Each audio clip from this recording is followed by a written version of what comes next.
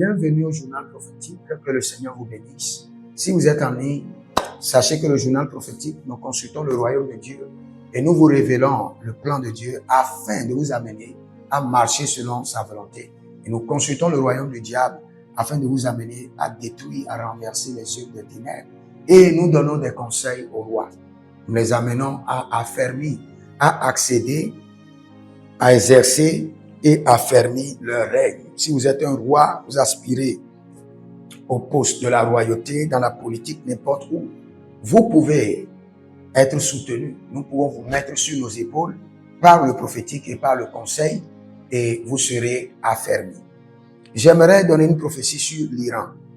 D'abord, je vais vous expliquer quelque chose. L'attaque en Iran, ce qui se passe actuellement, vous devez comprendre. Je ne vais pas être dur, mais je peux vous dire avec certitude que dans le règne de l'esprit, Dieu est en train de punir les ennemis d'Israël. Les ennemis d'Israël. La saison, Dieu est en train de punir sévèrement les ennemis d'Israël. Tous les ennemis d'Israël seront punis. Attendez pour voir. Et j'avais déjà donné une prophétie auparavant.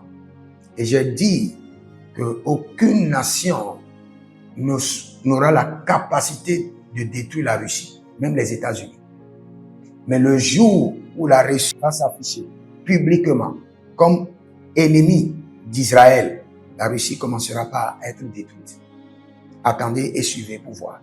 Parce que cette guerre de l'Iran, c'est une guerre, c'est une révolte qui fera un demi-cercle. Je ne vais pas parler plus que ça. C'est une guerre, une révolution qui fera comme un demi-cercle de lune qui va s'étendre. Je parle en parabole pour ne pas mentionner certaines nations. Mais sachez que le Seigneur est en train de punir les ennemis d'Israël et que cette révolte, il y a plusieurs mains derrière et la main de l'Éternel est derrière. Et ce régime, ça va sembler comme si ça avait se calmer, mais ça va reprendre encore de plus forte. Et ça va s'écrouler. Mais nous prions parce que la guerre ne profite à personne. Nous sommes des hommes de paix et nous voulons la paix dans les nations.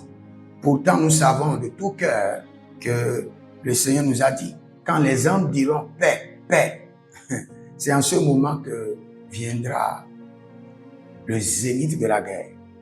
Mais pour l'instant, nous devons dire paix, paix, parce que ça contribue à établir des nations, à affermir des foyers, des organisations.